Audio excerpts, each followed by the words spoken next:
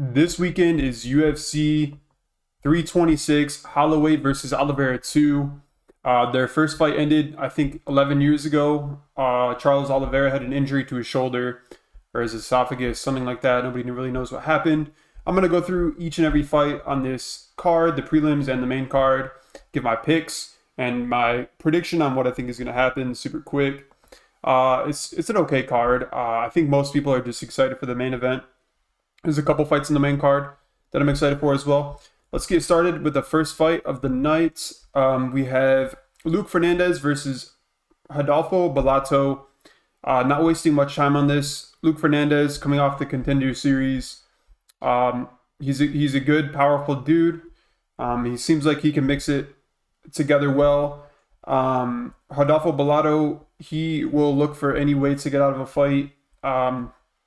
He had a weird situation with Paul Craig where Paul Craig, I don't know, he was trying to fake going out cold so he could maybe get a DQ win or something like that. Super weird, especially to do that against Paul Craig. I'm going to give the newer guy the benefit of the doubt, and I'm going to say he gets this done by decision. Rodolfo Bellato, he is kind of tough. He's experienced, more experienced than this guy. Sometimes if they don't get him out of there, the newcomers don't get the old guys out of there, then I feel like they go to decision most of the time. So I'm going to go with Luke Fernandez by decision. Next fight, we have Zhiyong Li versus Gaston Bellatos. Man, I'm going to go with Zhang Li. I think he's got his game put together a little bit better. He's a little bit longer. He's got more of a reach here. Bolanos, he looks like a Wish Topuria. But besides that, you can see,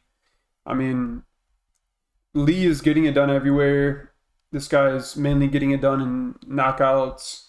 I'm going with Lee. He seems like he's a little bit more reliable. If you're looking at their stats here, Lee is absorbing a lot more strikes. So that is the one thing that sticks off the pages here. A lot of their stuff is pretty similar.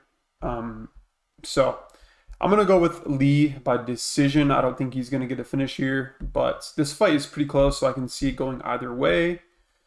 Next fight, Rafael Tobias versus Dayar Ngozi.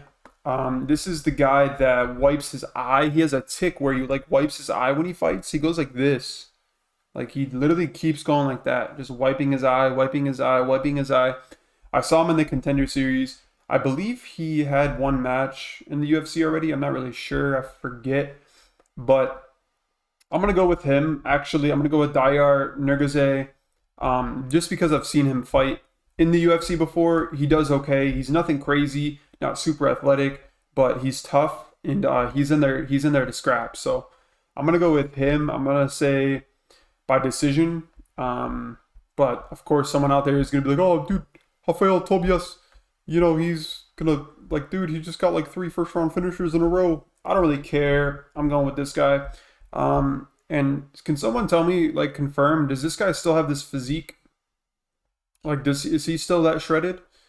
That looks a little bit enhanced. I'm not a hater. I'm just going to be 100% honest. He just looks a little bit enhanced. Or maybe it's just horse meat. Who knows? Next fight, Sumadarji versus Jesus Aguilar. See, this is also kind of a tough one for me. Sumadarji has a lot of losses.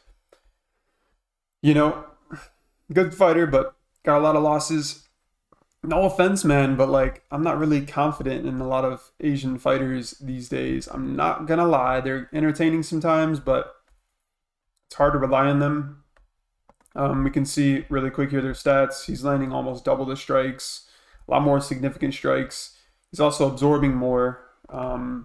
And Jesus Aguilar's grappling is going to stand off the page. And that is why I'm going to go with Jesus Aguilar by decision. I think he's just going to mix in the wrestling with his striking and just overall being a better grinder, a better MMA fighter overall. So, yeah, I'm going with Jesus Aguilar by decision. Now we're going from the early prelims to the normal prelims. And opening up the normal prelims, we have Cody Durden versus Niam Jaragal, Tumen Dembarel. I'm gonna go with Tumen Dembarel. I think he has less losses. Um, I think he has more of a point to prove. I know I just said I'm not going with a lot of Asian fighters, but he's from Mongolia. I think Mongolia is a little bit different than like China and Japan and, whatever, say what you want. They're both coming off a loss, very similar in size. This guy's got a better reach. Um, they're striking pretty similar. Durden's absorbing a lot more. Durden's taking a lot of damage. A lot of people are saying that about him, and they're being like, oh, Durden's taking a lot of damage. I'm going to go with this guy. I mean, sure, but he's also pretty tough. He's not just going in there and getting stiffened every fight. That'd be a lot different. Takedown. Their wrestling is actually probably going to cancel each other out. Durden has better takedown defense, so it might cancel each other out. This might be on the feet a little bit more. And I'm just going to have to, you know what?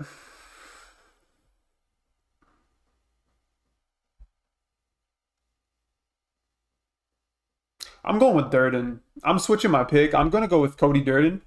I think it's just one of those fights where it's close enough to where Durden's going to grind out the decision. I think he can maybe get like 2 or 3 more. If he gets one takedown more per round, their striking is pretty even. He does a little bit of ground and pound, some damage.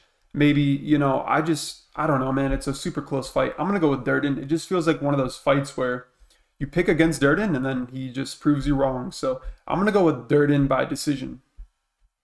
Next fight, Ricky Tercios versus Alberto Montez.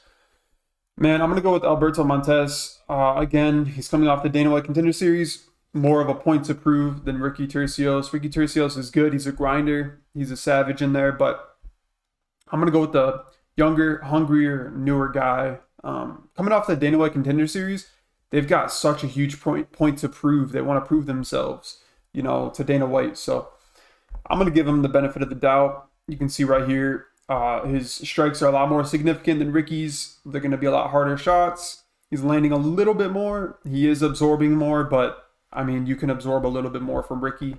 Take some to give some, especially with him. Ricky's going to mix in the wrestling a lot, as you can see here. 1 takedown on average per 15 minutes. Submission average, takedown defense. His takedown defense is pretty good. So with that being said, his takedown defense is good. I'm sure he's a decent grappler. His striking is good. He hits harder. I'm going to go with Alberto Montez by decision. Let's just hope he doesn't get tired or something stupid. That's the only way I see him winning the fight is if Tercios just outgrinds him. But I'm going to go with Alberto Montez by decision. Next fight, Dante Johnson versus Cody Brundage. Dante Johnson, he's like 5'7" in the middleweight division. He is a bruiser, dude. He's a little ball of freaking muscle. I'm going to go with Dante Johnson. Again, just like the last fight, I think he's got more of a point to prove. I think he's in there to fight a little bit more than Cody Brundage. If Cody Brundage gets a chance to, get his way out of the fight, I think he will. I think he'll take it. If he gets nut-shotted, he's going to milk that thing like there's no tomorrow. So I'm going to go with Dante Johnson. I think he could potentially get the KO, or maybe he just wrestles and ground and pounds himself to a finish or even a decision. I can see either of those happening. So I'm going to go with Dante Johnson. I've never been really impressed by Cody Brundage. He's had okay scraps. He's good in the first round. But other than that, he kind of falls apart. And with that being said, Dante Johnson by decision. Next fight, our former bantamweight champion, the dude to wipe out Dominic Cruz and then go on a 3-7. I think Cody Brundage is 3-7 since he beat Dominic Cruz. Absolutely insane stuff. Don't know what happened. He just doesn't have a chin. I think that's the problem. His defense is mostly his problem. But anyways, about this fight, I'm probably gonna go with Zhao Long. I don't know, man. He's got a lot of wins. He's in there against an American, a former American champion. With that being said, I feel like a lot of these fights, these fighters have a point to prove. You know what I'm saying? What did I just do? Got a point to prove coming off the road to the UFC. Just like the Dana White Contender Series, he's got a point to prove against a former champ, a dude who's been in the UFC for a while. I got to go with Zhao Long. I don't think Cody's really in the game anymore. And if he is in the game that much and training, then what is he doing? Is he just training boxing? Got out wrestled and out grinded by Hani Barcelos. Did okay in the first round with Figgy. Then I think it was either later in the first round or the second round. Figgy said, screw that, and he submitted Cody Garbrandt. I think the same thing could possibly happen here. Let's see. This guy's landing 5 strikes per minute. Pretty, almost 50% significant. He is absorbing a lot of punches, but I do think he can take Cody Garbrandt's punches. If Cody Garbrandt can't knock out Dominic Cruz, I don't think he's going to knock out this guy. I mean, that's just my opinion. Cody, if he's smart, he's going to mix in the wrestling. He is a college or high school wrestler or whatever. If he's smart, he'll mix in some wrestling with the boxing and use that to get a vet victory, but I don't see it happening. I can't count on Cody anymore. I used to love Cody. Seems like a chill dude, good fighter, but I have to go with Zhao Long. Got a lot more wins. Nothing jumps off the pages where Cody's that more significant than this guy. Sure, Cody has fought the better competition, but that doesn't really matter in my opinion. A fight is a fight. Once you're in there with somebody, you have to feel their presence. I think this guy's going to have a presence against Cody. So I'm going to go with Zhao Long by TKO. It's not that hard to get Cody out of there. All right, here we are to the main card. We have a rematch. As you guys know, this fight happened, I think, 3 or 4 years ago. Bruno Ferreira slept Gregory Rodriguez off the fence. Absolutely beautiful and vicious knockout. Literally put him to sleep. Just forgot his pillow and blanket in the ring. That's all he needed. Man, a lot of people are picking Gregory. Sure, he's fought the better competition recently. There's no doubt about that. He's learned a lot. But there's one thing that you can't deny is that you can't take the power from this guy. You can't take the experience. You can't take the speed. Bruno Ferreira is fast. He's powerful. He's experienced. I don't think Gregory is going to be able to take him down. Is he going to get him up against the fence and grind him? Sure. But does Gregory want to be against the fence? I mean, now that I remember it, Bruno Ferreira was against the fence when Gregory got knocked out. So if Gregory's got Ferreira against the fence and Ferreira reverses him somehow or something like that, I think he could probably knock him out against the fence. Just in the opposite fashion he did before, because he was against the fence with his back to the fence when he knocked out Gregory the first time. I think it can happen in similar fashion. If we don't get a knockout, I think Bruno Ferreira wins by decision. I think I'm not going to think, I'm just going to guess. Gregory lands more per minute. We all know Bruno Ferreira is landing the more significant strikes. We all know this. Let's see.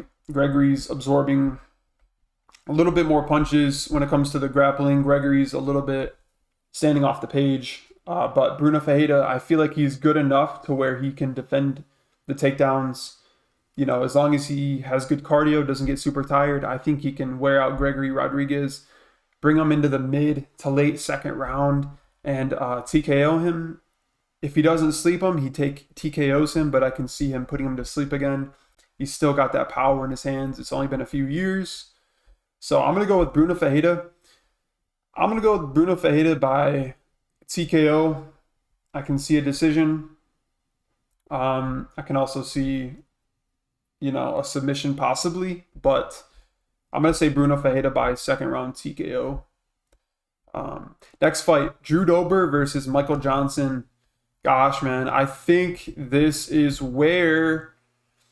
Guys, I think this is where Drew Dober's, I think he's on a streak against African-American fighters, black fighters, let's just call it what it is. I think he's like undefeated against them or something like that, or he has like a really positive record against black fighters. Let's just say it how it is.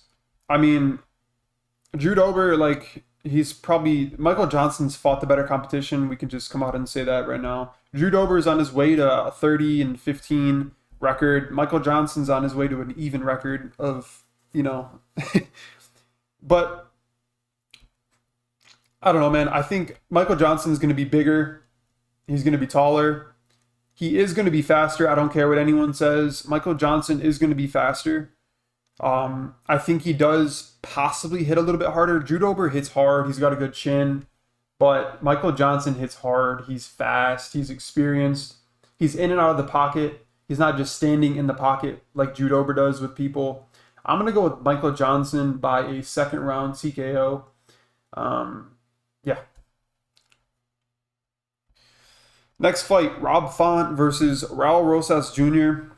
Dang, man. Rob Font, if you guys have seen his interviews lately, he's looking rough, dude. He's looking old, like a old man. Oh, gosh, dude. This is tough. I'm going with Rob Font. I'm going to go with Rob Font by TKO. Raul Rosas, sure, he's gotten bigger. He's gotten a little bit more experience. But, I mean, Rob Font he's got dad strength, bro. He just has dad strength. And I just picture in my mind, could Raul Rosas tangle up Rob Font? Sure, but I just see in my mind, like, Rob Font defending a couple takedowns. He's landing 5 shots per minute. Of course, Raul Rosas doesn't land much per minute because he's going for the takedown. 4 takedowns on average per 15 minutes. His takedown accuracy isn't the greatest. He's going for a submission. I mean, I can see Raul Rosas getting the back of Rob Font potentially maybe in the second round or third round, getting a rear naked or something like that. Something weird. I can just see Rob overextending on like a right hand or something. He doesn't overextend a lot, but I can see him, throwing a right hand. Raul Rosas ducks under it, gets around him, gets to the back, jumps on his back, gets to his neck. I can see that. Again, okay, this is the second time I've done this. I'm going to go with Raul Rosas by submission. I don't know, man. Rob hits hard, but if Raul Rosas doesn't get knocked out, doesn't get TKO'd, then what happens? What if Rob doesn't knock him out? Who wins the rest of this fight? And I think that's Raul Rosas. I think he's more well-rounded. He's younger. He's hungrier. He's got more of a point to prove. I'm going with Rosas by second round submission. Next fight, Caio Borralho versus Reinier de Ridder. This is kind of a tough one. De Ridder coming off that loss against Brendan Allen, super tough. I think he's got a huge point to prove. I think he is going to come out and prove a point. Caio Borralho is good. He's decent everywhere. Got good striking, good wrestling. I think RDR is just, he's a big dude. He hits hard. He's good on the ground. As long as his cardio is okay here, I think he gets this fight. I think he finishes this fight potentially. I mean, he's not gonna land a knee up the middle like he did on Bo Nickel. That's just I don't see that happening whatsoever. I can see him getting a submission here, potentially like in a scramble after like a combination in the pocket or something like that from Caio Borralho. I can see Reinier de Ridder just getting frustrated, getting him to the fence, and just tangling his giant legs around this dude and getting to the neck. I can see that for some reason. I'm going to go with Reinier de Ridder by submission. He's got a huge point to prove. I hope he comes out there and proves a point. Yeah, it's insane. Reinier de Ridder is 3 inches taller, but he's got a shorter leg reach. That's because of his freaking torso. His from the top of his head to his hips, it's just so much longer. I don't know. Anyways, I'm gonna go with Reinier de Ridder by submission. Caio is good. I don't think he's championship material. I don't know. Nothing jumps off the pages, Reiner de Ritter is more of a grappler than Kyle, so of course it's going to show more shots landed per minute. They're absorbing about the same per minute, not too bad. Reiner de Ritter is doubling the takedown average. Takedown accuracy, not very good, but he's going to be there. He's going to try, and Kyle has very good takedown defense. But I can see Reiner de Ritter getting like jumping on the back, getting a choke or something like that. I'm going to go with Reiner de Ritter by a third round submission. And here we have the main event, Max Holloway versus Charles do Bronx Oliveira, a rematch. Oh, this is honestly a tough fight. I've thought about this many, many times. And I'm still here. It's time to make my pick. And I'm just like, gosh, it's tough. Weasel came out with a video this morning or something showing, can Max stop the takedowns or something like that. Beautiful video by Weasel. Good job, man.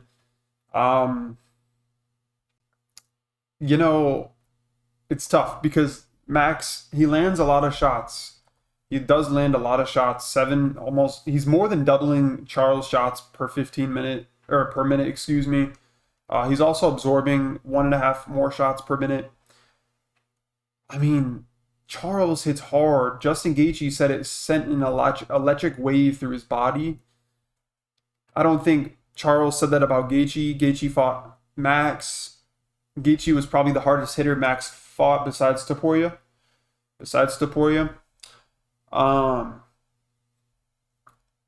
Max does land a lot per minute. Can he knock out Charles? I'm sure he can. I'm sure he really can, but the odds of Charles just getting hit and going to his back or something like that, pulling guard because Charles is moving forward. He's got like that Muay Thai stance. He's going to back you up against the fence. If he clips Max and wobbles him, he's going to back him up against the fence. He's going to land some shots. If he lands good shots, great. He could potentially get a TKO. If he doesn't land those shots, he's going to get to him, get to the fence, try to get his back. I think if Charles gets to Max's back, I do think the fight is potentially over at that point. Can Max scramble? Can he fight the hands? All these things? Yes, I'm sure he can. But if Charles has those hooks in, I don't think Max is going to get out of it. Unless it's like later in the round or something and the bell saves him. Charles is going for over two takedowns per 15 minutes. Takedown accuracy, not the greatest.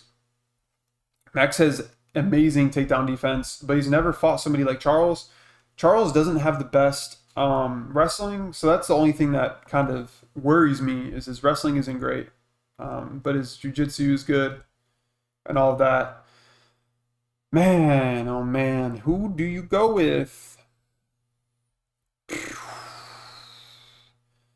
Guys, I think I'm just going to do this for the boys and my soul. I'm picking Charles do Bronx by submission.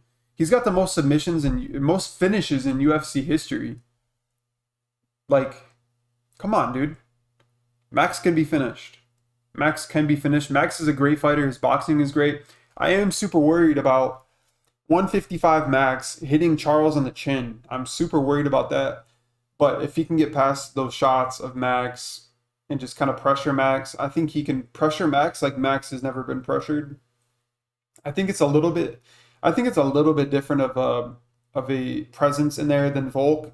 And I know a lot of people are going to hate that, but it's true. Charles is he's just as big. Imagine if Volk was Charles' height.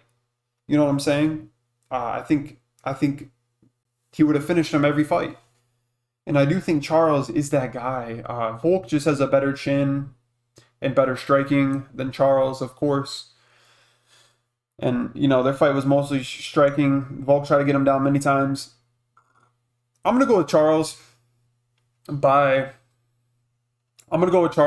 third or fourth round submission. I think he can get this done. I think he's got a point to prove again. He literally lifted Gamrot over his head and sat him down, took him down, eventually got to the rear naked, choked him out. I don't see how that's, like, dude, he's strong, man. Like, I really wanted to pick Max. I'm worried about Charles in the striking. I'm worried about his chin. But at the same time, kind of like the earlier fights, in the long run, I mean, I think Max is probably the better cardio, but Charles has been in so many 5-round fights. He's been in so many wars. Max has been in so many wars. I'm going to give Charles the benefit of the doubt, and I'm going to say he gets a maybe fourth or fifth round submission, rear naked, maybe even like a guillotine or something. He could probably get like a modified guillotine, choke out Max. Thank you guys for watching. Let me know what you guys think down below about my picks, who you would pick or who you would not pick. And we'll see who wins this weekend.